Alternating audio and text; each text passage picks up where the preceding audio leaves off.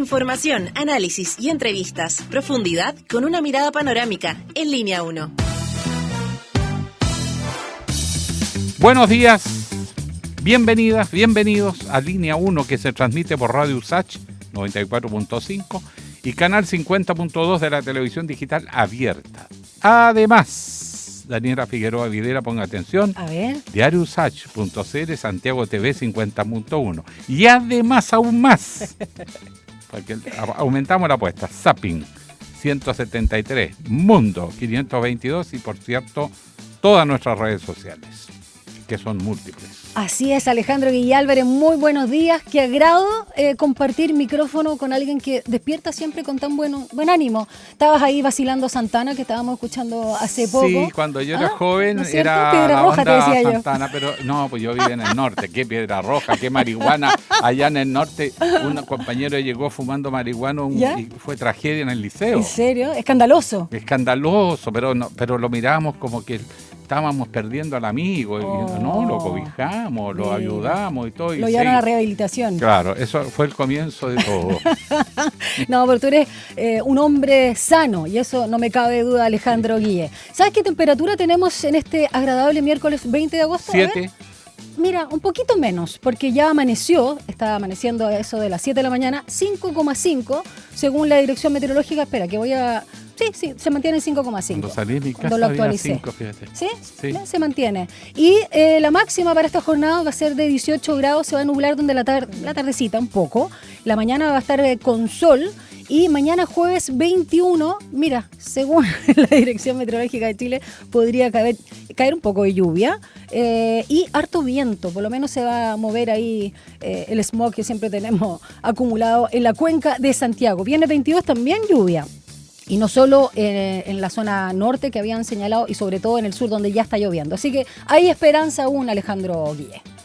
Ya, entonces yo le voy a contar ahora sobre las restricciones. Con sello verde, 0 y 1. Sin sello verde, 0, 1, 2 y 3. No pueden circular. Así, categórico, sí, porque las multas te encargo. Y vamos a revisar las calles de Santiago. Hace un minuto, Transporte Informa, Región Metropolitana, señala en su cuenta de X que hay restricción de pista en camino Lochevers, esto al norponiente con calle Saladillo, debido a una colisión de moto con auto, así que lamentablemente con resultado de persona lesionada. Bomberos están trabajando en la emergencia y la situación genera tránsito lento en la comuna de Quilicura. También, en este caso en Providencia, restricción de pista derecha en túnel Costanera Norte al oriente, kilómetro 14, sector Cheratón, debido a vehículo detenido por fallas mecánicas. Y por último, semáforo apagado, esto es la comuna de Ñuñoa, en las calles Dublé Almeida con Ramón Cruz, conducir a la defensiva hacia esa intersección. Vamos a la pregunta del día que, te recuerdo, siempre está alojada en @SantiagoTV, @RadioUSACH, nuestras cuentas de Instagram. Y no podíamos eludir la situación que se vivió ayer con la candidata del oficialismo. No, ella dijo que tenía reparos por la candidatura a diputado de Daniel Jadwe, por la situación en que se encuentra. Y dijo, hubiera preferido que se dedicara a su defensa judicial. Y no es primera vez que lo dice, lo ha dicho varias veces antes. Es cierto. Entonces lo que le vamos a preguntar a ustedes, ¿qué les parece? Y para poder tabular las respuestas, estadísticamente, sacar la media, la moda, tú la como mediana, sociólogo sabes. la medida de desviación y todo eso, 3 alternativas. Primera, es correcto las declaraciones de Janet Jara respecto a Jadwe. Segunda, debería apoyarlo. Tercera, debería guardar silencio. Así que ahí puedes contestar nuestra encuesta del día y al término del programa te damos los resultados como siempre. Vamos a las principales noticias, son las 7:34. Titulares en Línea 1. La candidata presidencial del oficialismo, Janet Jara, manifestó sus reparos a la candidatura de Daniel Jadwe, inscrito como carta del Partido Comunista a la Diputación por el Distrito 9. En una entrevista con Mega afirmó, los partidos lo definieron y yo hubiese preferido que se hubiera dedicado a su defensa judicial. La Comisión de Gobierno Interior de la Cámara despachó a la Sala el proyecto que sanciona a quienes no concurran a votar en las elecciones. La iniciativa excluye de la multa a los extranjeros con derecho a sufragio, avecindados con más de 5 años en el país, y establece que los ciudadanos que no voten recibirán una multa de media a 3 UTM, lo que equivale aproximadamente entre 34.000 pesos y 206.000 pesos. De forma unánime, la Comisión de Trabajo de la Cámara de Diputados, en un gesto amoroso, aprobó el proyecto de ley que busca establecer un permiso laboral en caso de fallecimiento de una mascota o animal de compañía. Junto con ello, se acordó abrir un plazo para incorporar indicaciones, ya que aún persiste una serie de interrogantes que tienen que ser resueltas antes de su votación definitiva.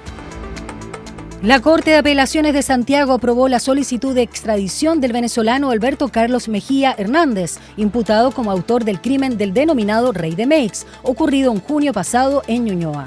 Mejía, quien fue liberado en Chile por error judicial, fue detenido durante este fin de semana en Colombia.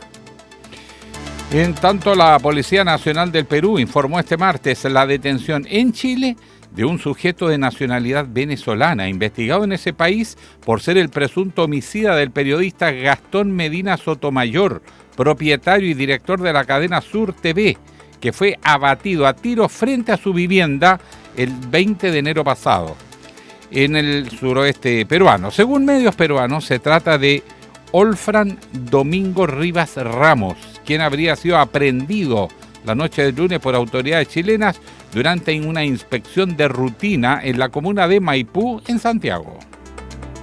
La Asociación de Contratistas Forestales de la región de la Araucanía demandó al Estado de Chile ante la Corte Interamericana de Derechos Humanos por la falta de seguridad que enfrentan en la macrozona sur. La acción judicial exige al Estado el respeto al derecho a trabajar de manera libre, a emprender de manera libre, el derecho a la vida, a la integridad personal y al trabajo, según explicó el gerente de la agrupación, René Muñoz. Crece la tensión ahora entre Estados Unidos y Venezuela, luego de que se revelara que el presidente Donald Trump había ordenado el despliegue de 3 buques de guerra con misiles, incluso guiados en las aguas del Caribe, frente a Venezuela, como parte del esfuerzo de Washington para combatir las amenazas de los carteles de droga latinoamericanos. En tanto, el gobierno de Venezuela aseguró este martes que las amenazas de Estados Unidos revelan su falta de credibilidad y ponen en riesgo la paz y estabilidad de toda la región. 7:38. Un diálogo a fondo. Entrevistas en Línea 1.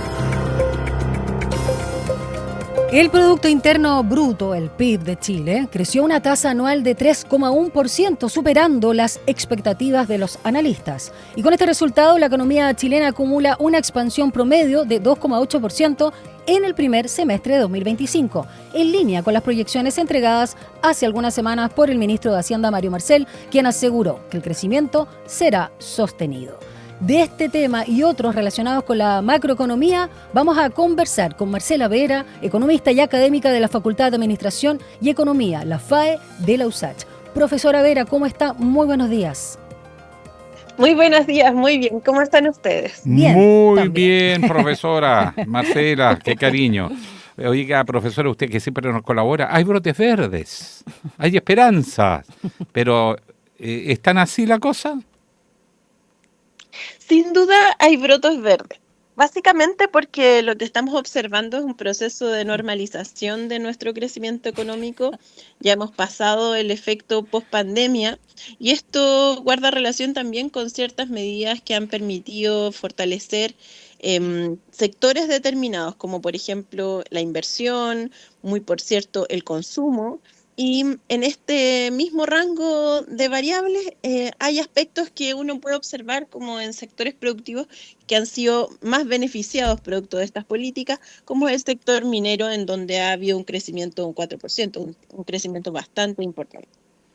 Profesora, y en ese sentido, más que expectativas, las declaraciones también que ha señalado Mario Marcel de este crecimiento sostenido, ¿se ve probable, posible, sobre todo respecto al pesimismo que hay en algunos sectores de la sociedad respecto a estas que han llamado cifras magras, por decirlo de una forma suave? Sí, mira, de hecho nosotros en diciembre, la Universidad de Santiago, en una de las entrevistas que ustedes me realizan, planteé que íbamos a tener un crecimiento desde el rango del 2,8% al 3,2%. Por tanto, este crecimiento está perfectamente en línea con lo que había proyectado en ese entonces. Es un crecimiento que uno podría decir que es permanente, que es constante, es un crecimiento bastante estable.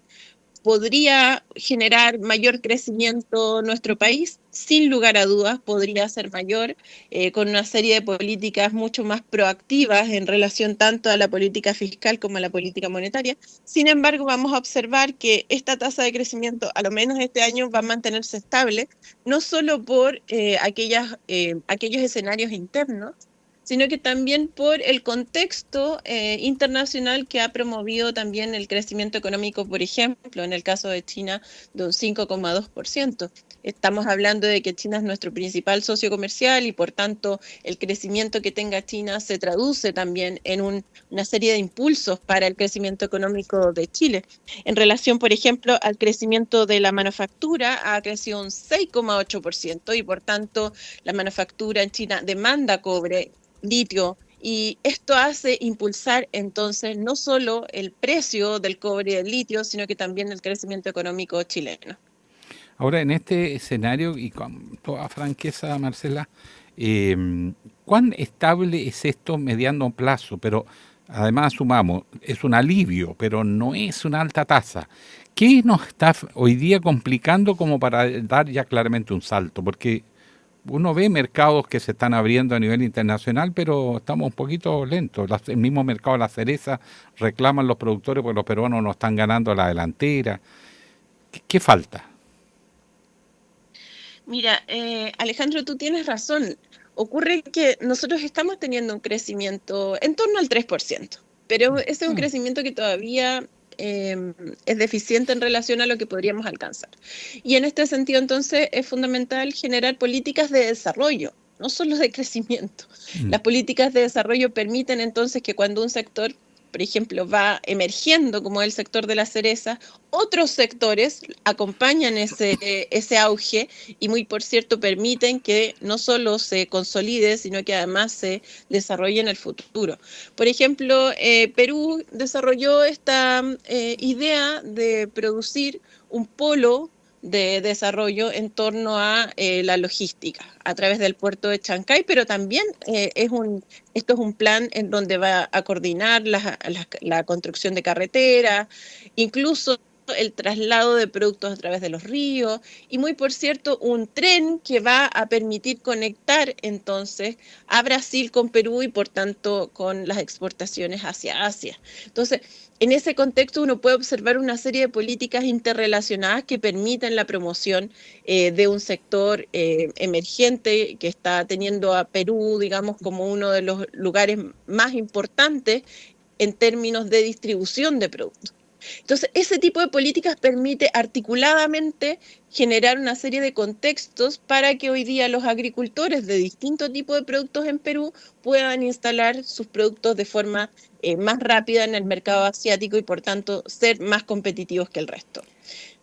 Marcela Vera, también hace poco nuestro compañero Gonzalo Espinosa, que hace la sección de economía acá en el programa, nos hablaba de que la salida de capitales de nuestro país se había moderado y había cerrado en junio con su nivel más bajo para un primer semestre desde 2017. ¿Cuál es tu reflexión también al respecto? Porque esto tiene que ver con la certidumbre o incertidumbre política y económica interna. Sí, mira, este es un hecho bastante interesante, es definitivamente un cambio de tendencia y tiene que ver, muy por cierto, no solo con la certeza jurídica que se está dando a las inversiones en nuestro país, sino que además con un entorno político que deja contento al gran empresariado. Y por tanto, si deja contento al gran empresariado, pues no ven la necesidad de sacar capitales afuera, porque mucha gente hoy día en el mundo está viendo a Chile como un potencial buen inversor, digamos, un buen lugar en donde tú puedas rentabilizar tus inversiones. Y por tanto, entonces, ha habido un cambio respecto de la salida de capitales grandes y que además puedan generar entonces un impacto sobre esta variable. Y en paralelo, entiendo que las utilidades de las grandes empresas andan bastante bien. Por eso hay un entorno que uno podría decir, tenemos la base para poder entonces sembrar, ¿ya? Ahora lo que tenemos que usar es tecnología, ¿verdad? Para poder tener sensores en donde se utilice bien el agua, en donde se regeneren ciertos terrenos para poder entonces plantar de forma más expansiva, pero también con drones que permitan entonces fumigar las plantaciones de forma mucho más específica, pero además cadenas logísticas que permitan inmediatamente instalar nuestros productos en los grandes mercados. Ese tipo de cuestiones son necesarias para poder modernizar nuestra economía.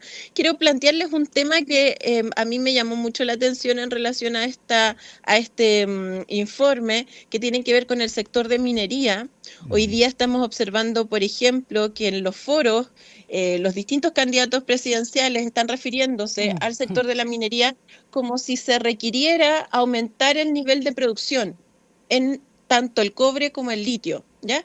Y esto muchas veces, esa argumentación se sustenta en base al desconocimiento de cómo opera la industria. Se los voy a poner en cifras súper simples. Nosotros hoy día en Chile estamos produciendo 5,3 millones de toneladas de cobre y tenemos 190 millones de toneladas de reservas. 190 millones, quédense con el 190. Ya. Sin embargo, hace 20 años nosotros teníamos 360 millones de toneladas. Esto habla entonces que hemos perdido en 20 años un 47% de nuestras reservas. Solo en 20 años. Sí. ¿Qué podría llevar esa cifra en términos de proyección? Lo que podríamos tener entonces es que de aquí a 20 años nos quedaríamos sin cobre. Lo mismo ocurre con el caso del litio. De aquí a 20 años, si se explota 300.000 toneladas, lo que vamos a tener también es un agotamiento completo de, por ejemplo, el Salar de Atacama, que es la principal reserva del mundo. Entonces, así, este tipo de políticas que puedan acelerar la producción no significa que vamos a tener producción en el largo plazo, primero, y segundo, tampoco vamos a tener mejores precios, porque en el modelo de oferta y demanda, cuando tú aumentas la oferta, tú lo que haces es disminuir el precio. En cambio, si tú disminuyes la oferta, cuando eres, por ejemplo, tienes poder de mercado, o sea, tienes más del 25% de la producción, lo que tú haces entonces es generar una disminución del precio.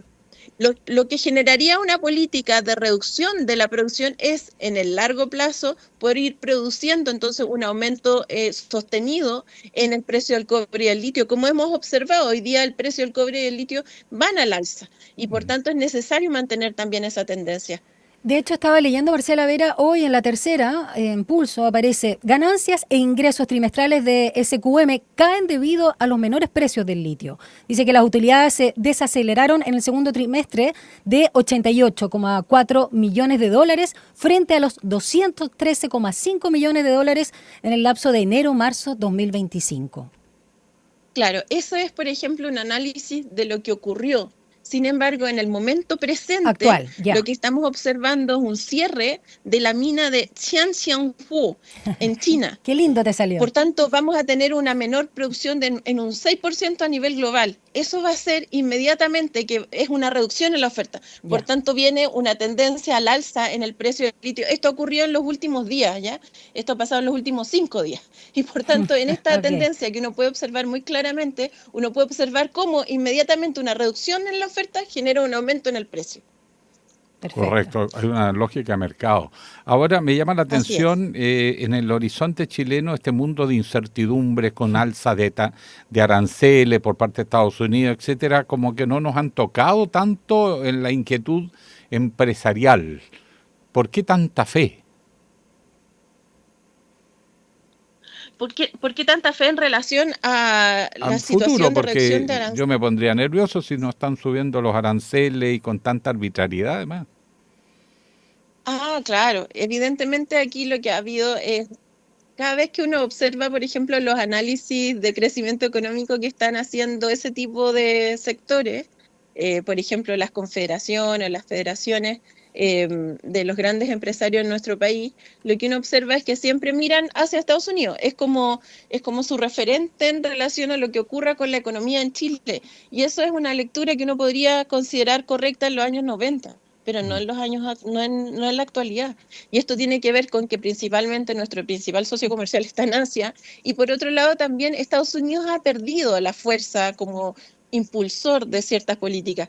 De hecho, esta política arancelaria lo que hace es mermar esta relación comercial internacional bilateral que no solo tiene con Chile, sino que tiene Estados Unidos con el mundo, porque hay que decirlo, esto va a mermar en el mediano plazo el posicionamiento de Estados Unidos, como ya uno puede observar a través de sus distintos indicadores. Marcela, también preguntarte por el presupuesto 2026, que señalaban también que los expertos del Comité del PIB Tendencial lo proyectan que Hacienda lo va a fijar entre el 2,2% y el 2,4%. Cuéntanos si estos márgenes son adecuados para la economía y también considerando que la deuda externa de nuestro país subió durante el segundo trimestre y alcanzó el 75% del PIB.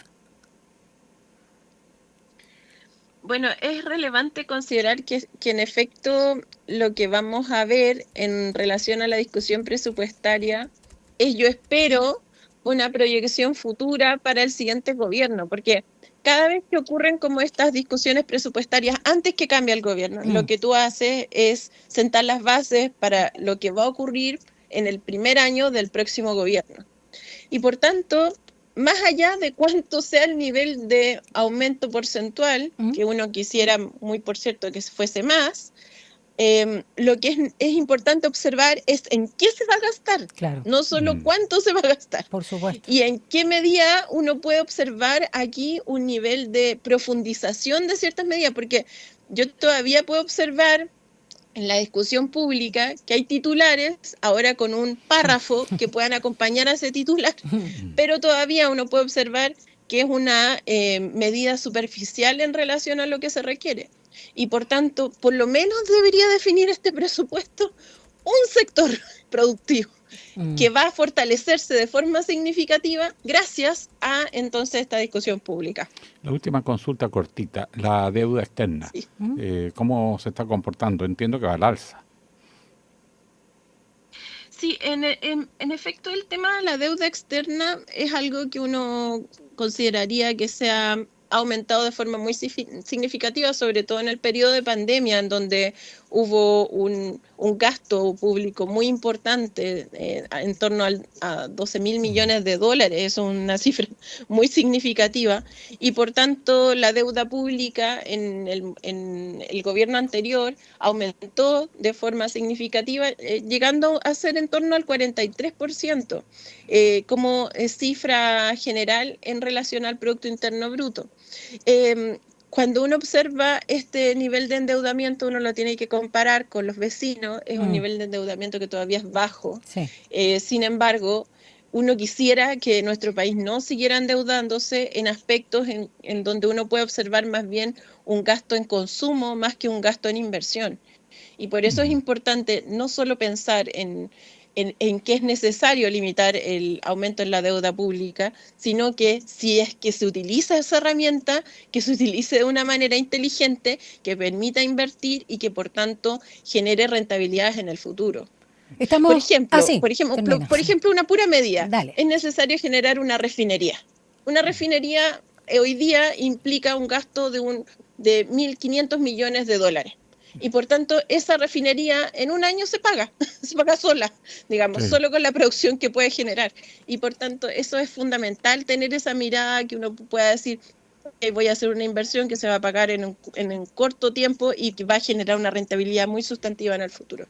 Conversamos, sí, hay que equilibrar fundiciones con refinerías, entre paréntesis, sí. Porque hay algunas refinerías que están recibiendo poco producto. Estamos Marcela, muy en torno al concentrado, claro. Es que en el caso de Estados Unidos es complicada la situación porque es al país al que le vendemos cobre fino.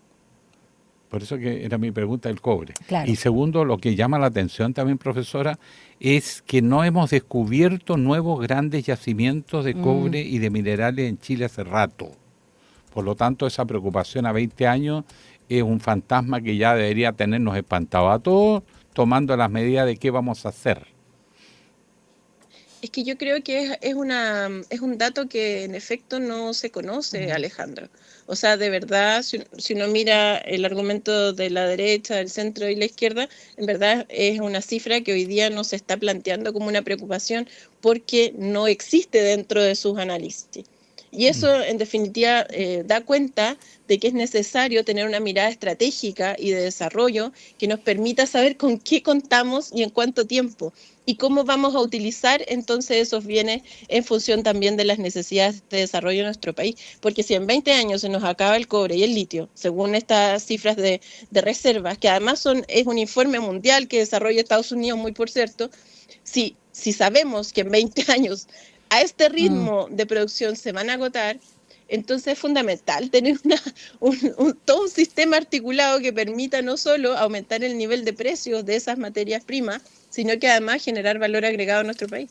Marcela Vera, por último, pensando también en los lineamientos programáticos económicos de las candidatas y el candidato que al menos lideran las encuestas para la presidencia, quiero preguntarte qué opinas de lo que ha revelado hasta el minuto Evelyn Matei, básicamente no solo la promesa de la creación de 1 millón de empleos, sino también una rebaja fuerte, ¿no?, al impuesto corporativo, en relación, por ejemplo, a la candidata al oficialismo, Janet Jara, que no quiso, hasta el minuto, porque dijo que podía engordar esas fueron sus palabras, el mismo programa, pero no hay rebajas de impuestos y tampoco está presente lo que sí estuvo en el programa de las primarias respecto al impuesto de los súper ricos, pero no hay corporativo, no hay a la renta, nada. Hablemos un poquito de eso y también de el ajuste fiscal que quieren hacer, sobre todo desde la derecha. Sí, bueno, esta discusión se presentó de forma muy fuerte el fin de semana como una tendencia relevante para esta semana y yo diría que hay que tener una mirada también analítica en relación a lo que ha ocurrido cada vez que hemos disminuido el impuesto corporativo o se ha planteado esta discusión. Hay algunos estudios que ha realizado el mismo Congreso, la Biblioteca del Congreso de la República, que demuestran que cada vez que ha habido una disminución en el impuesto, lo que ha habido es más bien un crecimiento muy leve del crecimiento económico, o sea, un aumento muy leve en el crecimiento económico y por otro lado un aumento muy leve en la inversión privada. Lo que significa que si tú disminuyes los impuestos vas a tener menos ingresos fiscales, vas a tener menos inversión fiscal, menos inversión pública, y esto hace entonces que se produzca un impacto negativo a la larga sobre nuestra economía. Sobre todo en aquellos sectores en donde los privados tienden a no invertir, que son los sectores más estratégicos, que implican además un volumen de recursos más importante, que por tanto requieren del Estado. Esto demuestra que en nuestro país esta idea de disminuir el impuesto corporativo no genera entonces un ambiente para el crecimiento económico, sino que muy por el contrario, genera un ambiente para una disminución en la inversión. Buen dato, Marcela. Bueno, muchas gracias por esta conversación y explicación de estos brotes verdes, que son verdes, pero son brotecitos. Son brotes, hay que no es cuidarlo. La selva del Mato Grosso. Muchas gracias, Marcela. Gracias, Marcela Vera, economista y académica de la Facultad de Administración y Economía de la USACH. Siempre muy clarita. Un abrazo grande. Un abrazo grande, que estén muy bien. Gracias, igualmente. Buen día. Buen día, Buen día, chao. Faltan 2 minutos para las 8. Vamos a una pausa. Ya regresamos con más contenidos acá en Línea 1 por Radio USACH, Santiago TV y todos los medios de nuestra casa de estudio.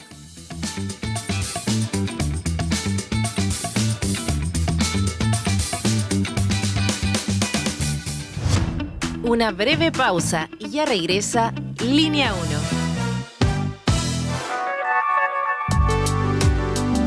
1. Es la hora en Radio USACH. 7 de la mañana y 59 minutos. Minbu presenta Historias de Barrio. Esta es una de las tantas veces que Pedro y Carlos entrenaron juntos en la Villa Panamericana. ¡Dale, Pedrito! De aquí te haces viral para TikTok. Si estáis hablando con el próximo medallista olímpico. cada vez más cerca de la cima. Obvio, de Villa Panamericana para el mundo. Chiquillos, oigan, muy deportista y todo, pero acuérdense de entrenar para los 7 también, po. Ya vamos. El condominio de Pedro y Carlos también es parte de los proyectos entregados durante este periodo. Infórmate y postula en www.minbu.cl. Ministerio de Vivienda y Urbanismo. Gobierno de Chile. A Hora da Saudade. Uma mirada desde las africanidades al mundo. Tejendo conexiones, raízes, influência, ritmos, arte y sabores por meio de la música. Sumérgete en este emocionante, vibrante y diverso viaje intercultural de la 94.5 Radio USACH. A Hora da Saudade, junto a Eugenia Dos Santos. Capítulos estreno miércoles a las 5 de la tarde y los sábados a las 19 horas. Cada día a las 20 horas los invitamos a disfrutar lo mejor del jazz y el smooth jazz. Ahora Jazz, por la 94.5 Radio USACH.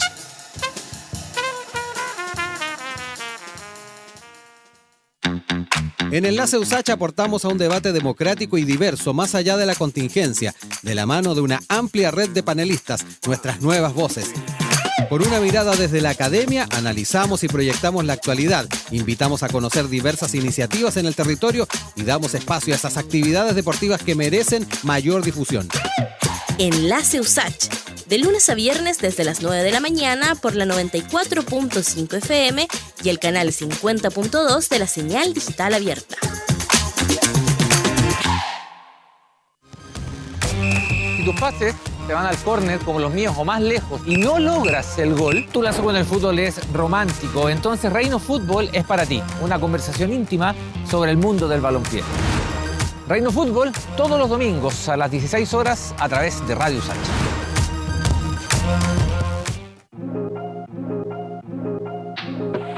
Sé parte de nuestra franja cultural en artes y oficios los lunes y viernes a las 17 horas. Teatro, danza, música, cine, artes visuales, literatura, tradición y vanguardia.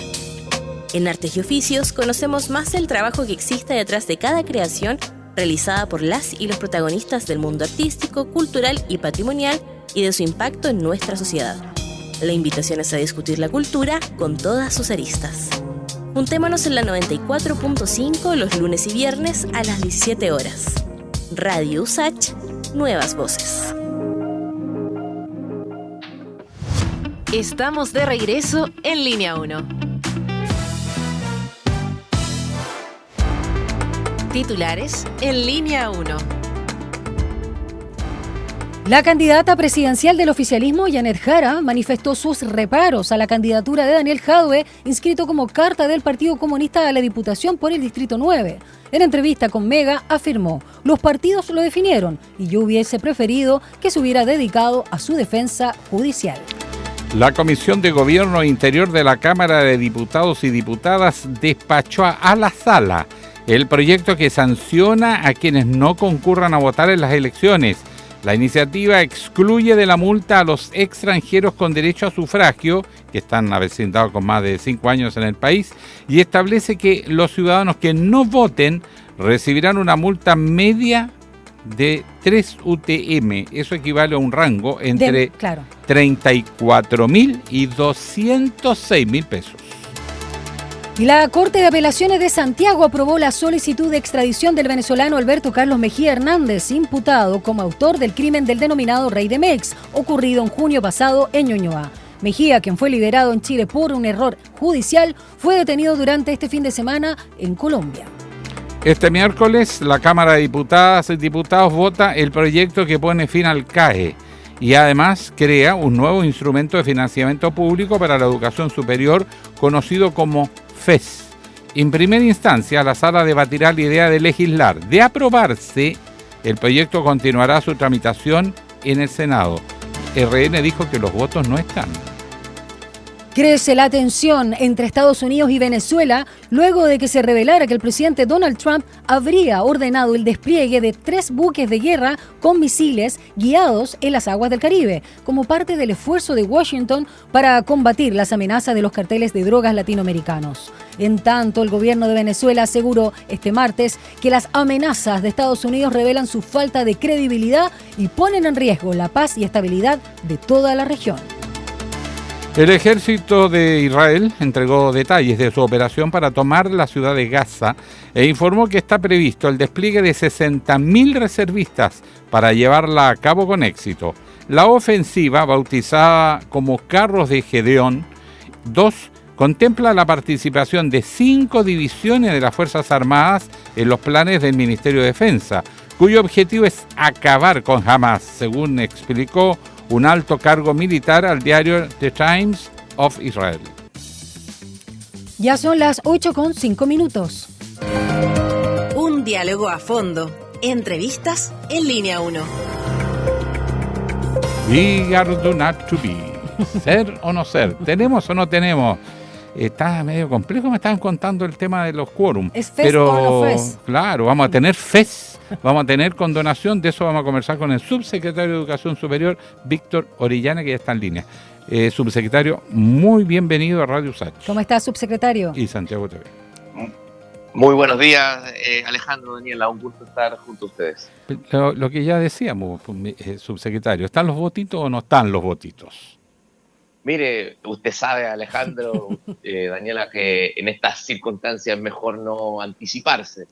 Pero mire, nosotros tenemos confianza y tenemos fe donde quiera que vayamos a lo largo de todo Chile, y cuando conversamos con las personas, con los estudiantes, con las familias, no hay dos opiniones. La gente quiere que se acabe el CAE, que haya una política de condonación para las y los deudores, y creemos que eso al final del día tiene que significar algo importante para el Parlamento. Yo sé que nuestra respuesta de reemplazo del crédito penal del Estado ha suscitado distintas opiniones. Eso es normal en un proyecto de esta naturaleza. No así, fíjate, el plan de condonación. El plan de condonación terminó siendo... El plan de condonación terminó siendo consenso, dar una respuesta que implica condonación total en algunos casos y condonación parcial para las personas. A todos les baja la cuota, sí. Pero estamos ahora frente a este paso que tenemos que dar para que podamos salir adelante y cumplir con esta gran expectativa de toda la sociedad. Por lo mismo, subsecretario, hagamos un poco de pedagogía. Partamos con el proyecto que pone fin al CAE y con el proceso de condonación. Y los 3 tipos, inicial, mensual y por pago anticipado. Para todos los que adscriban, por supuesto, al plan, si lo puede explicar. Mire, primero que si las personas acceden al plan, se le aplica primero una condonación inicial, que es una reducción de su deuda total, de acuerdo a varios parámetros, fundamentalmente cuánto tiempo llevan pagando, premiando a quienes han tenido una conducta de pago adecuada, y también reconociendo a las personas que no pudieron tener el título, porque fíjate que hay mucha gente que tiene deuda y ni siquiera pudo sacar el título profesional por diferentes razones. Muchas personas quedan ya totalmente condonadas en este paso. Pero hay un segundo paso, pero a los demás les baja la cuota, digamos. Y hay un segundo paso que tiene que ver con la condonación, le llamamos progresiva, que es la resta entre el tramo de retribución que les corresponde por sus ingresos y su cuota. Por ejemplo, si tú tienes una cuota muy alta y tu tramo de retribución, por ejemplo, si ganas 800, 900 mil pesos, son en torno a los 30 mil, por dar una cifra aproximada, esa cifra, la cuota por encima de eso también se te condona. Y hay una tercera posibilidad, que como te señala el prepago anticipado, si a ti te queda poco saldo, tienes un saldo que tú podrías pagar de manera anticipada, es decir, el saldo total de tu crédito tú podrías pagarlo, te hacemos una condonación del 25% de ese saldo, es decir, ahí para que salgas completamente. Nosotros calculamos que muchas personas van a quedar totalmente saldadas, y también si uno hiciera estos datos con datos del año 2022, que son los datos de ingreso que trabajamos para la construcción de un informe que hicimos sobre deudores y deudoras, aproximadamente por la suma de todo esto, de las condonación tanto inicial como progresiva, hay cerca de un 40% de las y los deudores que quedarían con compromiso pago cero. Recordemos la cifra. Sí, perdón. Un 40% ¿Ya? quedaría con cifras del año 2022, quedaría con compromiso de pago cero por la condonación inicial y la condonación progresiva. Por supuesto, es gente que si después empieza a ganar más dinero, puede aumentar y puede empezar a tener cuota, pero creemos que es contundente decir que la solución efectivamente va a ser un alivio importante, va a implicar condonación total en muchos casos, en miles de casos, y va a implicar para todos una reducción de su cuota. Fíjate que esta parte del proyecto ya no suscita mucho debate, ha generado bastante consenso. En la Comisión de Educación se votó con bastante acuerdo y ha salido ya de manera ya, digamos, sin gran debate, y genera un win-win, como se dice, un escenario doblemente positivo, porque es bueno para las personas, porque se alivian y muchas quedan sin compromiso pago, pero es bueno para el fisco, porque logramos recuperar dineros que hasta el momento no estábamos recuperando. Entonces aumentamos la recaudación al mismo tiempo que aliviamos a las personas. Eso le quería preguntar respecto a la positiva. cifra, subsecretario, respecto a la cifra, era justamente recordar el universo de deudores del CAE que existen todavía, actualizarlo también quizás, y por supuesto las cifras también de las que estamos hablando, de cantidad de dinero. Tenemos alrededor de un millón de personas con crédito con aval del Estado, unos 250.000 actualmente estudiando, y casi unos 800.000 aproximadamente, números gruesos, en etapa de pago, es decir, gente que ya tiene que estar cancelando sus cuotas. Y estamos hablando de que en el CAE hemos desembolsado de manera no planificada como país, para hacernos cargo de las garantías, de una serie de, digamos, de precisamente la garantía estatal y una serie de subsidios que tiene el CAE, $9.000 millones. Esto es una cifra muy alta, son 22 hospitales, 12 Juegos Panamericanos, realmente es mucho recurso que el país no tenía contemplado desembolsar, y por eso hemos propuesto una solución al CAE que hace que el fisco recaude un poquito más, las personas paguen menos y paguen bastante menos, y en el largo plazo tengamos ahorro fiscal, es decir, un instrumento mucho más eficiente porque no tiene que pasar a través de los bancos. Otra consulta, hay gente que con todo tipo de dificultades pagó sus estudios, cumplió con las cuotas, y me lo decían en campañas, esto es injusto porque nosotros que hacemos el esfuerzo no nos benefician, en cambio aquellos que no pagaron por distintas circunstancias, probablemente fuerza mayor, muchos, pero también muchos porque se dieron cuenta que no era incobrable porque el aval era del Estado, así que el problema iba a pasar al Estado, no a ellos. Entonces lo encontraban justo. ¿Qué pasa con aquellos que cumplieron y que están recientemente salidos y con además dificultades, porque encontrar empleo para un joven, sacarse el premio grande? Primero, para las personas, Alejandro, que están hoy día en etapa de pago, es decir, que tienen cuotas que tienen que pagar y están al día, nosotros les vamos a premiar con más condonación. Es decir, vamos a tener un reconocimiento para las personas que están al día y que fueron pagando, digamos, van a tener una mayor condonación inicial. Y para las personas que ya finalizaron su pago, que ojo, como este sistema de financiamiento partió el 2006, imagínate, una carrera dura aproximadamente 5 años, digamos, es gente que salió el 2011, hay 2 años de gracia o unos semestres de gracia, entonces todavía está en etapa de pago. Las personas que han terminado de pagar su CAE en general son personas que tuvieron carreras cortas, que no finalizaron sus estudios, pero aún así, para las personas que finalizaron su pago del CAE, que son el 5% de los créditos, tenemos un beneficio tributario. Las personas que terminaron de pagar, para reconocer ese hecho y reconocer su responsabilidad en el pago, la política lleva un beneficio tributario que es un descuento a sus impuestos, que tiene diferentes magnitudes, pero más o menos equivalente en lo global a la condonación inicial, y con eso queremos reconocer a las personas que pagaron, digamos. ¿Y cuánto en platita más o menos, para hacerse una idea? Va de 20 a 40 UFs el beneficio tributario, y esto va variando en virtud de si tú tienes o no el título profesional, tratando de beneficiar siempre a las personas que finalizaron su pago, más, digamos, en mayor cantidad, y no tienen el título profesional. Subsecretario Orellana, vamos ahora al proyecto de ley del financiamiento a la educación superior, conocido por la sigla DEFES. Respecto, sobre todo, bueno, a las formas en que justamente personas que tengan ingresos inferiores o iguales a 7,5 UTM, que son 514.000 pesos, o sea, es como el sueldo mínimo, estarían exentos de pago. Pero hablemos de aquellos que superen esta cifra y donde va a haber una retribución, tengo entendido, del 8% del ingreso mensual, la cantidad de años, etcétera, todo lo que propone el proyecto, y luego vamos con lo que planteaba también Alejandro Guillé, y que es la crítica de algunos sectores también desde las universidades por la falta de financiamiento, de copago para algunos deciles. Vamos primero con la parte, digamos, que propone el proyecto que se va a empezar a discutir. O sea, que se sigue discutiendo. Es importante señalar que tanto el proyecto que propuso la expresidenta Bachelet como el expresidente Piñera para superar el crédito ganador del Estado tenían rasgos comunes, que son los siguientes. La solución para las y los deudores tiene que ser la misma o muy similar, o digamos tiene que ser concordante con la solución que damos al futuro, es decir, a las y los nuevos estudiantes. Lo que nosotros hacemos básicamente es que el FES es equivalente a la solución que damos a las y los actuales deudores y son concordantes unas con otras. ¿Cómo funciona el FES? Tú estudias y en el proyecto original del gobierno, en la gran mayoría de los casos, estudias sin necesidad de pagar un copago. Las universidades solo podrían cobrar un copago al 10% más de más alto ingreso de la población. Sí.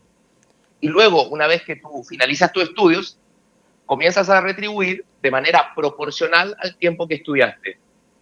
Por ejemplo, si tú estudiaste una carrera de 2 años, son 2 años por semestre, tú retribuyes entonces 8 años, con un máximo de 20 años para carreras que son de 5 años, como actualmente son nuestras carreras universitarias.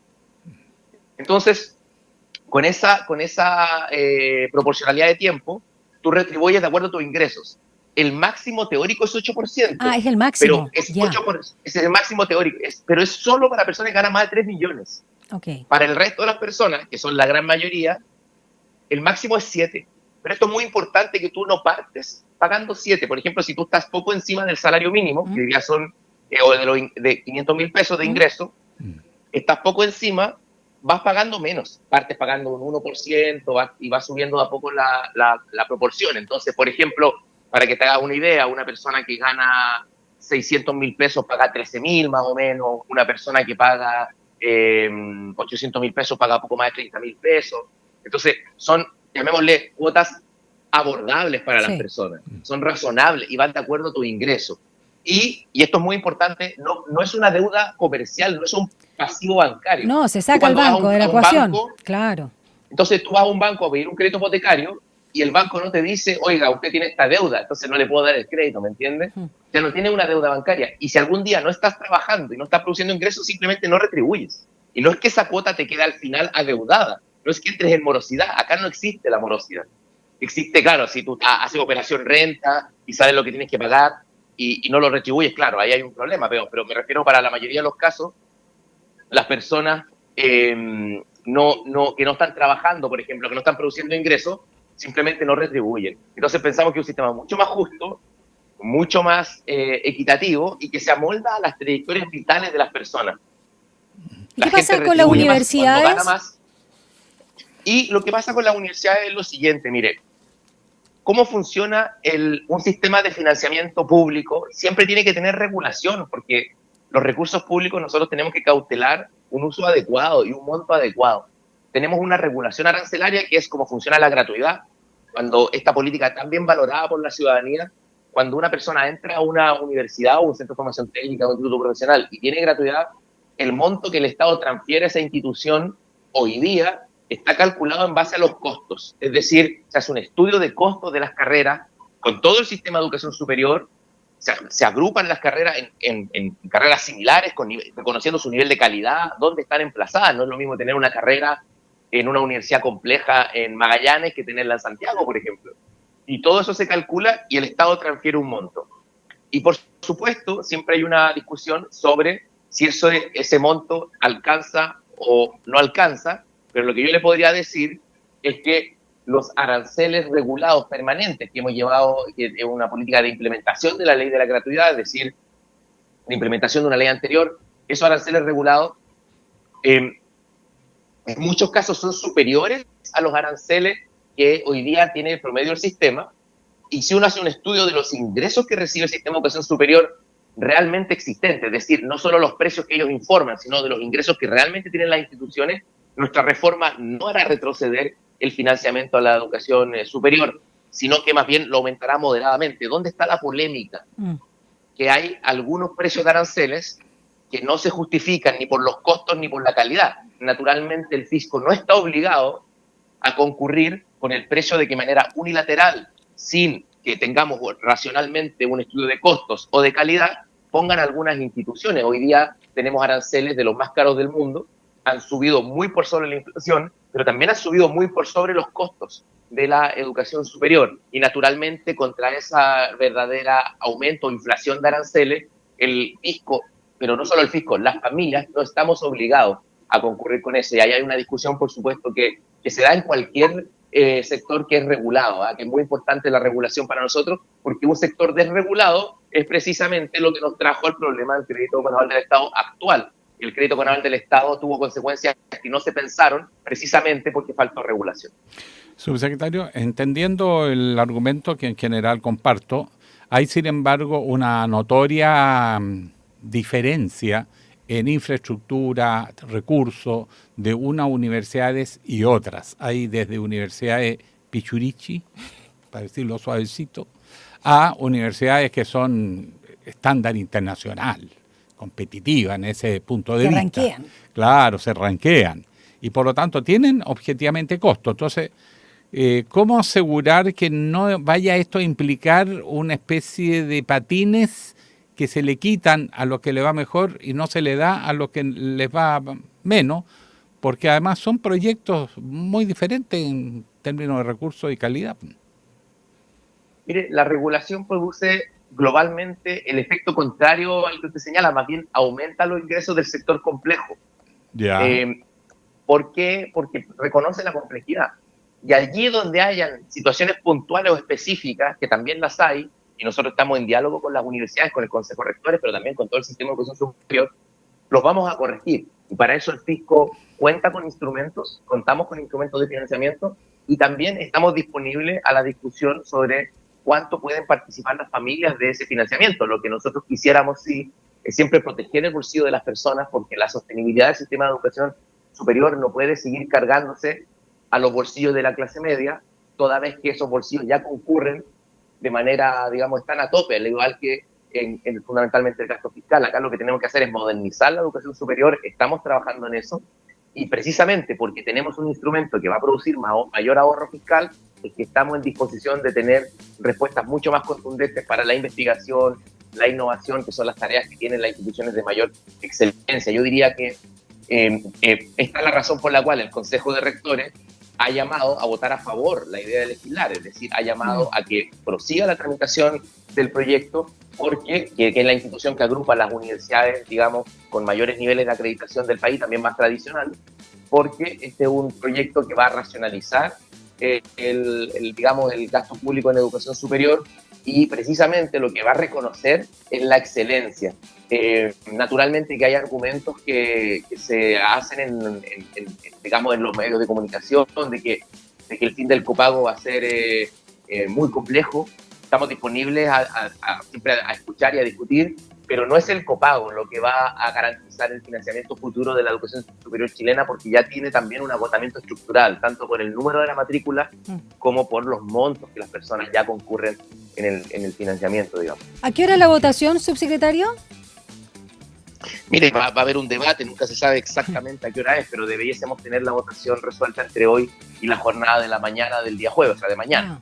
Así que debiésemos tener una respuesta ya clara en este arco de tiempo, y también recordar que todos los proyectos son perfectibles. Siempre que un gobierno presenta un proyecto de ley, se suscitan muchas opiniones, hay debates, pero hasta ahora en comparación con otros proyectos de ley de educación superior que han presentado gobiernos anteriores, ha avanzado bastante la tramitación, ha tenido un diálogo consistente con los rectores, las rectoras, con los estudiantes. Los sindicatos de las universidades, tanto estatales como privadas, han llamado a votar a favor de la idea de legislar, lo mismo los estudiantes, lo mismo el Consejo de Rectores. Por lo tanto, hay expertos internacionales que han apoyado este sistema, que consideran que es un aprendizaje de lo que significaron los créditos bancarios para los estudiantes y lo que significaron otras ayudas estudiantiles. Creemos que tenemos una propuesta lo suficientemente contundente que significa ahorro fiscal, alivio para las personas, racionalización del financiamiento de la educación superior y por lo tanto creemos que están las condiciones para seguir avanzando. Ciertamente habrá que modificar el proyecto, habrá que ceder, estamos disponibles para eso y creemos que este es el momento en que el Parlamento tiene que demostrar que la política escucha a las personas y no puede darle la espalda a la sociedad. Muy bien, muchas gracias, Víctor Orellana, subsecretario de Educación Superior. Mucha fuerza y ánimo, sobre todo si se extiende el debate y la posterior votación. Un abrazo grande. Muchas gracias a ustedes, un gusto. Gracias, subsecretario. Lo primero se va a despachar rapidito. Lo segundo va a ser largo debate y no está tan claro que se apruebe. Por eso es que están evaluando separar ambos proyectos, pero al gobierno no le conviene porque tiene la presión de la primera parte para obligar a la segunda. Exacto, pero la derecha, mejor aspectada la primera parte. A la derecha no le gusta ponerle límites y además considera que invasión de la soberanía universitaria, porque en Chile la educación se estructuró en función de la lógica de mercado, no es la lógica del derecho a la educación. Ahora, los países europeos todos tienen derecho a educación. O sea, esto de que aquí en Chile se pague y estos montos es bien poco habitual, para decirlo de alguna manera. No hemos logrado salir de esa trampa. El Estado dejó de comprometerse. Yo veo a don Pedro Aguirre Cerda hablando de estos temas y jamás habrían hablado. Era obvio el derecho a la educación. En todos los niveles. Sí, claro. Porque era una inversión de la sociedad para su propio futuro. Acá se ve como que, estos cabros van a beneficiarse de todo esto, van a lucrar, entonces, que paguen. Y llevamos a estos sistemas que después son difíciles de desarticular. Bueno, son las 8:26. Un análisis profundo y con contexto. Llegamos a Estación Editorial. No vamos a hacer un análisis en profundidad, vamos a hacer un análisis frívolo. Frívolo. Ya. ¿Le gusta la frivolidad? Creo que es necesaria a veces, pero hay que mirarla con cierta perspectiva, considerando que es frívolo. Yo sé a lo que te vas a referir. Claro, porque todos me decían, habla de esto de que hoy día los candidatos al Congreso son modelos, ¿cómo que todo? Hombres, mujeres, conductores de programas en la tele, en las radios, animadores, influencers. Eso. Entonces, así como con un horror. Claro, cantante, unos desafinan más que otros, otros son buenos, bueno, hay de todo. Y bueno, eso merece alguna respuesta. Primero, la sociedad chilena dejó de ser una sociedad elitaria, cada día avanza más, cualquiera puede ser. Y el principio de la democracia en su inicio era que era una élite la que tenía derecho, porque no cualquiera. De hecho, el voto dependía de tu educación, de tu nivel económico. Y no era una carrera, o sea, antes era un servicio, porque solamente los que tenían plata podían dedicarse a la política, no necesitaban un sueldo antes. No, pues no había dieta parlamentaria, eso se aprobó por los años 20, 1925, por ahí. Bueno, pero este tema suscita una reacción, pero esto viene de hace mucho rato y ha sido motivo de mucho análisis, porque esto empieza a cambiar cuando Giovanni Sartori habla de la videopolítica o la influencia de la televisión en la política. Cuando la política era la prensa, el discurso, la explicación, la fundamentación, es mucho de la época literaria, el libro, el periódico. Pero cuando entra la radio ya entra la emoción, cuando entra la tele, la imagen y la lógica de la televisión, sobre todo la que tenemos en países como Estados Unidos y Chile, América, gran parte, es la del espectáculo. Entonces se produce la infoentretención. La gente no solo quiere informarse, quiere entretenerse con las noticias y se estructuran de una manera muy simple, 2, 3 ideas solamente para que la gente se entusiasme. Y eso llevó a que incluso los debates cambien la lógica. Por ejemplo, si la gente ve un foro en televisión o un programa donde por un lado tienes una eminencia entregando datos, cifras, se aburren. El experto que le llaman. Exacto. Sí. Pero si hay una persona que está entregando su testimonio y es lo más dramático y se apodera la emoción y la empatía, ganó lejos. Entonces, de por sí, la televisión ahuyenta al intelectual, que no sabe trabajar con deberían aprender, sí, porque esto es una realidad, pero les costaría. En cambio, cualquier persona ya aprendió un poquito la lógica de esto, sabe, ya tiene la picardía, y por lo tanto estamos en una sociedad en que la política, todo es parte de un espectáculo, responde a la lógica de un espectáculo. Y en paralelo se produce un debilitamiento de las instituciones del Estado-Nación, porque la globalización ha penetrado de tal manera que se debilitan la escuela, los partidos políticos, el Estado. Si no lo cambian o si no se moderniza, termina siendo anacrónico. La escuela es un aburrimiento. Sí. Y miremoslo así. La educación no tiene que ser fome, ni latera, ni pesada. Tiene que ser apasionante, despertar la curiosidad, motivar la participación. Bueno, la política también. Porque además, digamos, el político profesional es mejor que la representación de figuras que destacan en la sociedad, aunque sea en la tele. Y yo tengo mi duda. Eso es lo que habría que comparar caso a caso. Es que te acuerdas cuando hablaban de outsider, pero hay outsider y outsider, porque unos podrían ser gente que era empresario, en tu caso periodista, pero que tienen cierto acercamiento, afinidad con la esfera pública y por supuesto con los estamentos del Estado. Hay un conocimiento, hay un acervo cultural, pero no sé si necesariamente un actor, una actriz, un cantante. ¿Ha visto los debates que se han hecho en el Congreso Nacional en el siglo XX? O sea, o ni hablar del siglo XIX. No, es que otro nivel. Que otro nivel, era bien simplones. No, también pero existían los XXI, oradores. pero la década de los 70 era otro nivel, acá, siglo XXI. La izquierda chilena se renovó con el exilio. Se formaron, pero igual se transformaron en profesionales. Que uno vea de repente diputados que no saben ni siquiera hablar. Revise la evidencia. No hay pero tú estás de acuerdo con que actores, animadores y cantantes, estos famosos, que postulen al Congreso en las próximas elecciones? No es un tema de acuerdo, es un tema que ocurre, porque la sociedad cambió. Pero ¿qué te parece el fenómeno? El fenómeno está. La sociedad civil se va empoderando sobre la sociedad política. Sí. La sociedad política está distanciada de la gente. Y todos estos influencers en la tele y todo, la gente lo ve todos los días. Imagínate un buen diputado por Coyhaique. Nadie lo conoce. Un animador lo conoce todo Chile. Entonces hay cercanía de la gente. Hay empatía. ¿Basta con eso? Y tampoco basta estar aislado en el sur. O sea, en el fondo, mi apreciación es los tiempos cambiaron y los políticos tienen que aprender las dinámicas de los entornos hoy. Y se han quedado flojitos, porque los partidos no hacen la pega, no forman a sus cuadros políticos, claro, hay una crisis. No hay formación de contenido. Dígame qué partido hoy día es capaz de poner 4 o 5 temas en el país con profundidad y con análisis. Entonces, ante la crisis general de las instituciones, pasan estas cosas. Ahora, ¿va a destruir la democracia o no? Hay muchas dudas entre los expertos. Si la va a ir debilitando progresivamente, hay algunos que ya plantean de frentón reacciones totalitarias. Estados Unidos, estaba leyendo un intelectual al respecto ahí que lo planteaba, pero quiero decir que esto que está pasando primero es la realidad. 2, responde a un debilitamiento de lo político. 3, puede significar una política media débil, pero ojo, esto viene de mucho atrás, mucho tiempo que ya viene pasando. Sí. Lo que pasa es que ahora la gente por las redes sociales puede sentirse parte y la sociedad civil le va poniendo nuevos tipos de liderazgo. Pero no necesariamente son negativos ni positivos.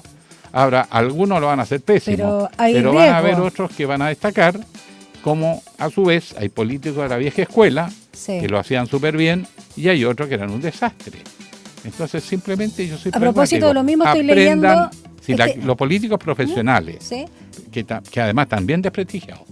Y le puedo asegurar que ante la opinión pública cualquiera de estos gente de la tele tiene más prestigio y más credibilidad.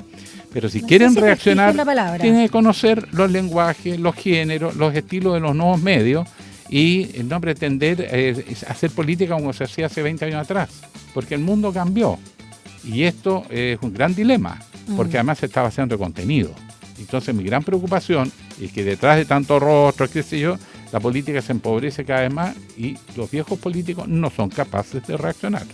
Bueno, bien interesante a propósito de lo que tú señalas y recomiendo, estoy leyendo el libro Cómo destruir una democracia, Daniel Matamala, donde da una suerte de manual de cómo se generan estos caudillos, estas figuras que son mediáticas, que son carismáticas, pero que obviamente ponen en juego la democracia, sobre todo en los casos que él plantea, que está AMLO, que obviamente es López Obrador, Bukele, por supuesto Maduro, Trump y Milei. Y cuando uno ve justamente el origen de ellos, como panelistas de televisión y qué sé yo, o ¿qué es lo que era Maduro? ¿Micrero? ¿Qué es lo que era? Era Conductor de bus, claro. Uno también ve ahí qué pasa cuando hay falta de acervo cultural en muchos casos y solamente poseen algo que es peligroso, riesgoso, seductor, como es un gran carisma. Así que le invito también a leer ese libro.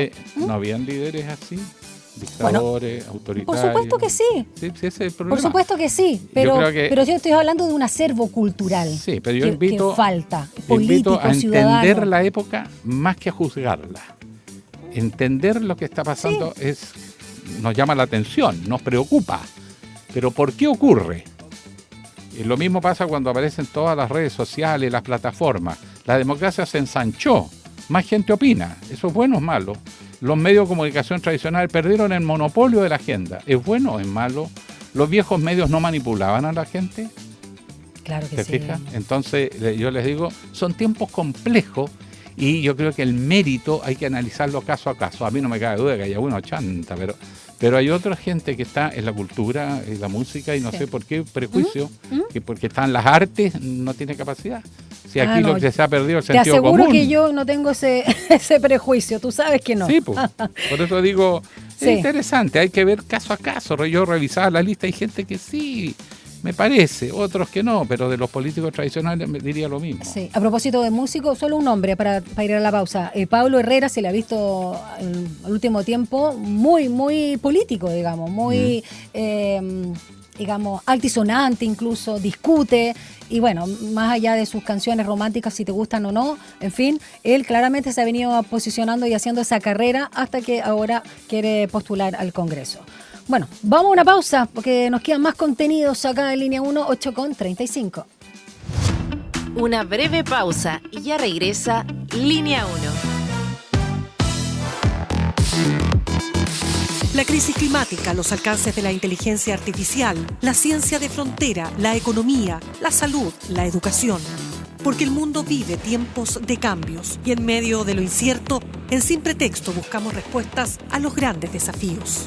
El futuro nos inquieta, pero sabemos que se escribe en el presente. Te invitamos a una conversación profunda. Soy Mirna Schindler y te acompaño de lunes a viernes a las 6 de la tarde en Radio USACH. Sin Pretexto. ¿Qué lugar tiene la ciencia en los grandes debates de hoy? Hola, aquí les saludan Macarena Rojas Ábalos y Fernando Ortiz. Y queremos invitarles cada viernes a la 1 de la tarde a La Sociedad de la Ciencia, un programa que invita al diálogo y a la reflexión en torno al quehacer de la academia y cómo ésta conversa con los distintos actores de nuestra sociedad. En este programa profundizaremos sobre el rol de la ciencia en el desarrollo cultural y democrático del país, desarrollo que nos ayuda a vivir mejor y a imaginar una sociedad más justa. Porque la sociedad de la ciencia se construye con todas y con todos, con nuestra diversidad y también con nuestras preguntas. La Sociedad de la Ciencia. Capítulo estreno, viernes 22 de agosto, a las 13 horas, por la 94.5. Radio USACH. Nuevas voces, nuevas formas de escucharnos. Te invitamos a conocer la editorial USACH. Un espacio donde se encuentran la literatura, las ciencias sociales, la estética, la historia, el periodismo, la divulgación científica infantil y juvenil, además de los libros publicados por académicas y académicos de la Universidad de Santiago de Chile y otras casas de estudio. Visítanos de lunes a jueves de 9 a 18 horas y los viernes hasta las 17 horas en Librería Planetario, Avenida Víctor Jara 3453, Estación Central. Revisa nuestro catálogo en librería.editorialusach.cl. Oye, pero si lo desconectáis antes que llegue al 100% te echáis la batería, po. Ay, nada que ver. Si las baterías de litio, que son las que usan los celulares, no tienen el efecto de memoria que tenían las baterías de antes. Ya no es necesario dejar la cuestión enchufada todo el rato para evitar que se olviden de su capacidad. Las baterías de litio... A ella le gusta All You Need Is Love. Eso sí, lo mejor es mantener... De lunes a viernes, 11 de la mañana, por Radio USACH y Santiago Televisión. Y por lo mismo, lo ideal es no dejar que se descargue completa, ¿cachai? Porque ahí sí que se descarga. Hola, soy Daniela Valdés, periodista del Departamento de Extensión USACH y del sello Aula Records, y los dejo a todas y todos invitados a que sintonicen los lunes y los viernes a las 9 de la noche Atlas Musical de Chile, un espacio donde estamos revisando un disco chileno, ya sea de nuestra discoteca, de nuestro sello o recomendaciones que llegan al programa. Hemos estado con ensambles de cuerdas, solistas, grupos de cámara, nuestros elencos artísticos, entre otras composiciones de artistas nacionales. Sintonicen entonces lunes y viernes a las 21 horas aquí en Radio USACH. Les esperamos.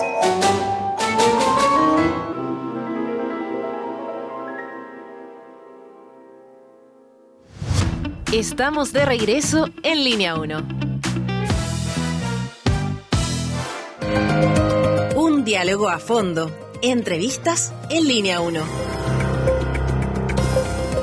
8 ya con 39 minutos y continuamos en nuestra conversación con entrevistas acá en Línea 1 junto a Alejandro Guillé, porque ya lo hemos comentado en titulares que ha crecido la tensión entre Estados Unidos y Venezuela luego de que se revelara que el presidente Donald Trump habría ordenado un despliegue de 3 buques de guerra con misiles guiados en las aguas del Caribe. Y esto como parte de un esfuerzo, dicen, desde Washington para combatir las amenazas de los carteles de droga latinoamericanos. Y el gobierno de Venezuela aseguró este martes que las amenazas de Estados Unidos revelan su falta de credibilidad y ponen en riesgo la paz y estabilidad de toda la región. Para conocer un poco también el análisis de esta señal de lo que está haciendo Donald Trump, vamos a conversar con Guillermo Holtzman, analista internacional y académico de la Universidad de Valparaíso, que gentilmente está al contacto con nosotros a esta hora de la mañana. Guillermo, muy buenos días, gracias por acompañarnos. ¿Qué tal, Daniela? Alejandro, me alegra saludarle. Profesor Holtzman, gracias a usted por su disposición. La pregunta es, ¿qué hace 3 barcos de guerra, 4.000 soldados arriba y además vienen más buques, más aviones, según anuncia Washington? Y submarino incluso. Claro, y un submarino nuclear. La pregunta es amedrentamiento, pero ¿cuál es el objetivo? Porque eso de la droga... Sí, uno se pregunta, ¿pito de quién? ¿No? Claro, En buen castellano. ¿Qué es lo que los tiene frente a Venezuela? Y si tenemos que empezar a sacar cuentas amargas nosotros. No, yo creo que, a ver, cuentas amargas, pero sí mucha preocupación porque el despliegue naval que está haciendo Estados Unidos en el Mar Caribe no solamente afecta a Venezuela. El objetivo declarado de Estados Unidos es la captura de Nicolás Maduro. Y esto pasa porque se entregue, porque lo traicionen, o en su defecto que efectivamente Nicolás Maduro quiera enfrentar a la Fuerza Naval estadounidense. Esto afecta también a Cuba, a Nicaragua, y parece que pasa a ser también un elemento ojo, también Panamá, también a Panamá, por el canal. O sea, las insinuaciones de Trump vuelven al Caribe, que ha sido siempre el mar donde hay más intervención americana, pero se nos cortó, parece. Vamos a retomar. Yo te escucho mientras, Alejandro. Sí, el problema es el precedente, porque uno puede opinar lo que quiera de un gobierno de otro país. El tema es cuando una potencia como Estados Unidos vuelve a instalarse en la región con lo que se llamó la ley del garrote. Durante la época de Teodoro Roosevelt, lo conversamos alguna vez, instauró que Estados Unidos es vigilante e interviene. Entonces el precedente que hay detrás es lo que nos preocupa. Profesor Holtzman, la llamada se había ido, pero ya volvió, y mi preocupación es qué puede significar la presencia de poderío militar frente a Venezuela. ¿Se queda en Venezuela? ¿Quiere ir más lejos? Panamá está advertido. Mire, hasta, qué sé yo, los Países Bajos, algunos han recibido señales por el mismo Canadá. Está muy raro este ambiente con Trump cuando amenaza con la fuerza, porque tiene a muchos amenazados con la fuerza. Efectivamente, Trump lo que está buscando es el garrote, y conforme su propia interpretación, Donald Trump considera que Nicolás Maduro es una amenaza para la seguridad nacional de Estados Unidos por ser el líder de un cartel de droga. Ha mostrado, por lo menos en Estados Unidos, la incautación de varias toneladas de droga asociadas a 300 millones de dólares aproximadamente, y bajo ese juicio ha desplegado la capacidad con el objetivo de capturar a Maduro. Y esto significa de hacer una operación especial al interior de Venezuela para su captura, o esperar que efectivamente se rinda y se entregue. Y esto es una intervención directa en la soberanía de los países, haciendo caso omiso de cualquier organismo internacional e incluso de derecho internacional, solamente porque Estados Unidos lo considera una amenaza. ¿Y cuánto podría escalar esto, profesor Holzman? Sobre todo cuando Maduro también ya respondió y señaló que va a desplegar 4,5 millones de milicianos en Venezuela tras amenazas de los Estados Unidos, lo que está pasando justamente ahí en el Caribe. Bueno, digamos, lo que va a pasar acá es que Estados Unidos, si ataca a Venezuela y hace una operación en el territorio venezolano, va a ser de entrada y salida, como lo ha hecho en algunos países de Medio Oriente, incluso de África en algún minuto, y cualquier país que le responda militarmente a Estados Unidos va a recibir el castigo proporcional en la lógica y protocolo que tiene la Fuerza Armada estadounidense. En consecuencia, acá hay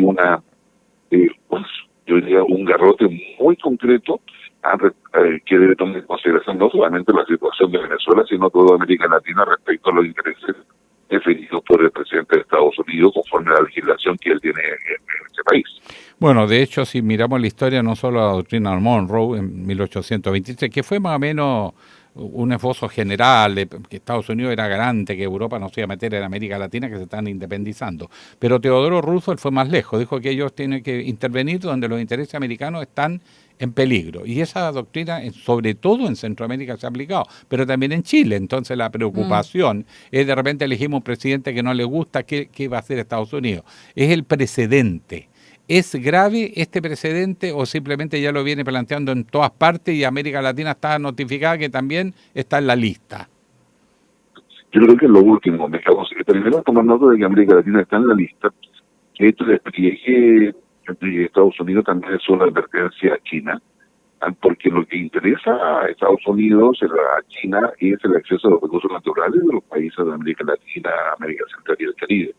En consecuencia, lo que está diciendo Estados Unidos es: yo voy a ir donde mis intereses estén en juego o donde haya riesgos a los objetivos de seguridad nacional que tiene Estados Unidos. Y eso es lo que efectivamente está haciendo, por lo tanto va a tener dos lecturas: la lectura directa de América Latina, la advertencia a otras potencias, particularmente China, y el posicionamiento de Estados Unidos con el garrote en la mano para poder acceder justamente a los recursos de nuestros países. Ahora, la amenaza a Brasil, el trato que le está dando a Brasil, a México, ahora la anuncia que ha hecho respecto a Panamá, que en cualquier momento podrían tomarse Panamá, lo ha insinuado él, ni hablar de otras partes del mundo, pero estoy hablando en América Latina. Eso significa que Estados Unidos está entrando en una fase de recuperación de su, si no hegemonía, a lo menos su poder en América Latina. ¿Es el diseño? ¿Qué es lo que hay más allá de Venezuela? Lo que está haciendo Estados Unidos es demostrar la capacidad de despliegue en América Latina. Esa capacidad de despliegue está en las conversaciones con Rusia, está en las conversaciones con China, y lo que se está replanteando acá son las zonas de influencia de cada una de las potencias. ¿Vale? Y una zona de influencia en lógica de Donald Trump en el siglo XXI, dejando de lado todo lo construido en los últimos 50 años o 70 años, a partir de términos de la Segunda Guerra Mundial. Y en eso es lo que Trump está colocando los puntos que a Estados Unidos le interesan, y cada uno de esos puntos para él es factor de negociación. Pero ¿hasta dónde podría llegar Estados Unidos hoy en día? O sea, ¿es posible pensar un bombardeo en Venezuela, un intento de copamiento militar o una intervención directa o un asesinato selectivo, que lo han hecho en otras partes? Yo creo que puede ser un asesinato de secuestro selectivo. No está interesado en generar ni una ocupación estadounidense ni desplegar tropas en América Latina, sino que hacer ataques quirúrgicos o de tipo selectivo conforme a los intereses. Y si alguien no quiere negociar con Estados Unidos los términos que Estados Unidos coloca, obviamente van a usar el garrote y no la zanahoria. O sea, también mucho más de la idea del garrote que la zanahoria, y eso creo que lo tenemos bastante claro en lo que se respecta a América Latina. Por último, profesor Holzman, brevemente, ¿México se ve amenazado también con este intervencionismo cuando han aumentado también estas medidas de rastrear los cielos de México con estos drones de manera además clandestina, justamente para la guerra del fentanilo que dice Washington? No, México tiene una posición distinta porque ya está negociando con Estados Unidos, le está dando respuesta a los requerimientos estadounidenses, está usando en forma combinada los recursos de drones y otras medidas satelitales y de detección de drogas, y lo propio está haciendo Canadá. En consecuencia, acá tenemos en la práctica de hoy día una situación que es distinta con México, que es distinta con Canadá, pero que empieza a plantearse de una forma distinta, o sea, es muy concreta desde América Central hasta América del Sur. Y eso creo que hay que tomar nota porque ya, no se escucha muy bien al final pero entendimos la idea principal respecto a que Claudia Sheinbaum sí ha tenido, digamos, conversaciones y algunos acuerdos, o por lo menos hay diálogo con Donald Trump. Profesor Holzman, se cortó, pero agradecemos al viento. Guillermo Holzman, analista internacional, académico de la Universidad de Valparaíso, que gentilmente también se ha comunicado con nosotros para hablar de esta tensión entre Estados Unidos y Venezuela. Vamos ahora a la parte final de nuestro programa cuando faltan 11 minutos para las 9 de la mañana. La economía y tu bolsillo están en Línea Económica. Ya, don Gonzalo, la hora Hola, decisiva, la agenda de hoy. Primero economía. Primero con una Eso. noticia de economía que... ¿Qué pasó? Buenos días Buenos a todos días. nuestros auditores Buenos también días, que nos están escuchando, a la gente que nos mira por Santiago TV en el streaming. Quería contarles que hay una polémica entre empresas que hacen alimentos, galletitas, este tipo de cosas. Oye, Carosi, Nestlé, no había Unilever, comido. Tres Montes, Amor. Ideal, con el Ministerio de Salud, porque ¿Qué pasó? el Ministerio de Salud estableció un decreto que obliga a los alimentos con sellos, estos sellos O sea, altos en todos. calorías, sodio, azúcares, grasas saturadas, a incluir en sus envases una publicidad de advertencia que dice evita su consumo. No me comas. Claro, no me comas. Parecido a lo que pasa con los cigarros. Claro. Entonces esto generó que estas grandes empresas de alimentos presentaran recursos legales para revertir la medida, alegando que esto vulnera sus derechos económicos y afecta sus ventas y daña sus marcas. Ahora, en todo el mundo se venden dulce, pastel y todo. El problema es si no están contaminados, pero uno sabe lo que compra. Sí, Después van a decir que el vino tiene muchos grados, bájale el vino. Claro. ¿Usted, Alejandro, opina que es un exceso, tal vez? Absoluto. La yo gente también. tiene derecho. ¿Tiene que estar informada? Sí. Sí. Pero tampoco porque la gente es tonta. Pues si te están diciendo Pero que tiene claro, 3, si uno luego sabe yo los que- miro. Si tiene 3 no compro. Si tiene 2 sí. Como un gesto. Mira, Claro. Y hay otros que sé que son saludables, pero me van a tener que Dime más eso encima mirándome a los ojos, Alejandro. ¿Cómo vas a poner en un ¿Le paquete creemos? chiquitito un aviso? Me acuerdo de... ¿En serio no comes si tiene...? Mira, Sí, compa. Me acuerdo de un humorista en Viña Ustedes me que tientan, decía que él, cuando iba al ¿Ya? supermercado, pescaba los envases de galletas y si veía que tenía sellos, mientras más sellos tenía, Más rico. Más más rico. Más rico. Sí. Claro. Y que debería decir, Claro. esto es rico nomás. Sí. Ese Oye, es que el no sello. nos escuche la- Tito Pizarro. la labor- ¿eh? Nuestro querido Tito Pizarro. La labor de la autoridad tiene que ser informar para que el consumidor sepa No, lo que está comprando y los exacto. contenidos. Exacto. Pero empezar a darle instrucciones de cómo proceder, yo creo que ya es un poco excesivo. Sabemos que fumar hace mal, pero bueno, Hay uno, gente- usted- uno los que sabrá. fuman po. acá, pues, sabrá si son Uno gente- sabrá. Ahora, lo lamento por los que fuman. No pero menores de 18 años. Yo no fumo. Solo para indicarle la postura del Ministerio de Salud, ya Ya. que acá en el panel hay... Polémico. Hoy día me hay ha parecido polémica. polémico. ¿ah? Oye, sí. Sí, no sé Lo- qué nos pasó. lo ¿Por qué que- sonríes tú? Me gusta eso. Lo que indica el Ministerio de Salud... Peleemos. Ah, ya. ¿Quieren pelear? Perdón. Lo que indica el Ministerio de Salud es que buscan proteger a la población y fomentar hábitos saludables. La importancia de tener un marketing alimentario regulado y se sigue la línea de otros países, indican, como México, Perú y Uruguay. Así que, bueno, por ese lado va Invitémoslo para la conversar movida. de eso. Yo creo que ¿Te podría parece? ser Estaría un bueno. tema A interesante ver si de nos tratar acá en convencen. línea 1. Ya, buenísimo. Y cuando son las 8:53 vamos a revisar con Gonzalo Espinosa la agenda para esta jornada. Las noticias que marcarán la jornada. Ahora, la agenda del día. Bueno, a las 10 horas empieza el debate del proyecto que crea un nuevo instrumento de financiamiento para la educación superior, el FES, que lo adelantaban con el subsecretario de Educación Superior en línea 1 hace un rato. A las 11, el presidente Gabriel Boric encabeza la ceremonia de conmemoración de los 247 años del natalicio de Bernardo Higgins, junto a la ministra de Defensa, Adriana del Piano. Se nos olvidó. A las 3, la Comisión de Derechos Humanos de la Cámara realiza una sesión secreta para abordar la desaparición de Julia Chuñil, el caso Sicario y el caso de narcotráfico en las Fuerzas Armadas. Y una noticia importante que es que a las 20:30 horas, el Romántico Viajero, la Universidad de Chile, juega el partido de vuelta ante Independiente de Avellaneda por los octavos de final de la Copa Sudamericana en Argentina. Lo más importante de todo. Wow. Sí, seguro. Ya. Ya. Y vamos con los resultados de la pregunta del día. Esperemos que no huelen plumas. Vamos a ver qué pasa ahí con el equipo.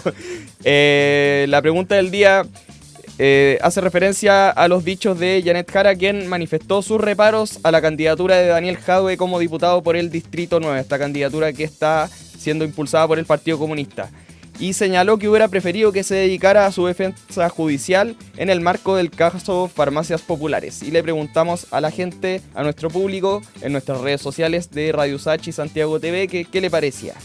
Un 6% señaló que debería apoyar a Daniel Jadwe, un 21% afirmó que debería guardar silencio y un 73% señaló que es correcta la postura que tiene la abanderada del oficialismo. ¿Podría leerse como jarismo o podría leerse por la condición también que tiene, que es particular, ¿no? Y que está con prisión preventiva, Daniel Jadwe? Súper interesante. Ya, pues, Bien, pues, ¿nos vamos? Nos vamos. Nosotros tenemos otro pleito ahora, pero en un desayuno. ¿Con cuántos sellos? Ya. La verdad es que sí, no sabemos cuántos sellos estamos desayunando. Yo vi que estamos con 3. Uy, pero es que reunión de pauta requiere eso. Ya, 9,5 grados tenemos a esta hora. Recuerden que vamos a alcanzar solo los 18. Quédense en nuestra compañía, acá la 94.5. ¿Quién viene? Ahora, ¿le quiere que le cuente la firme? Cuéntame. Yo cuando compro con sello, llego a la casa y mi señora requisa todo. ¿No me deja? No confían. Por eso yo también te decía cuántos sellos. ¿Dónde manda capitán? No manda el Gonza, deja de echar la invitación para el siguiente programa. Sí, nos dejamos conectados con el Enlace USACH, con el periodista Rodrigo Alcaíno. Eso. Chau. Chau.